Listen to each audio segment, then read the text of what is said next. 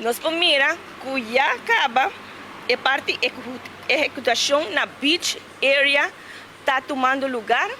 É parte que nós mira é segurança na beach e também é parte na aprovação da tinha é parte de high rise hotels das baneiras para bom e também é parte São Nicolás também que tá a câmara de parte vamos pôr parte de guarda de polícia na São Nicolás vai arriba banda de Carnival Village desde o vecindário e não também está recebendo na hora de aprovar para a câmara.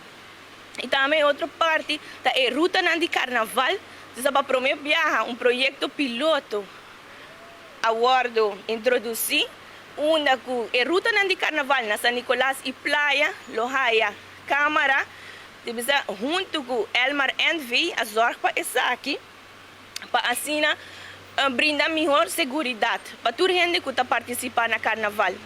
Bida essa aqui, hobby bom mesmo. Porque nós também é parte preventiva, que também é parte que a câmara não aqui, está guardo vigilar também, nós monitorear, que se algo vai para suceder, ou vier não mira moveção não acaba, para assim prevenir que algo lo passa. Vamos pôr bringamento, nós também tem hobby muito na carnaval e não seguro de vista hobby bom para a comunidade, para a gente que vai carnaval. Sempre tem hobby bom e não guarda até hora algo da passa, ou de bisa aqui com a situação abaixo, você busca, pero dor de câmara aqui, por de evidência de viagem e mais importante, prevenir. E também, nós mira a fase 4, é parte de vigilância de câmara para carretera pública.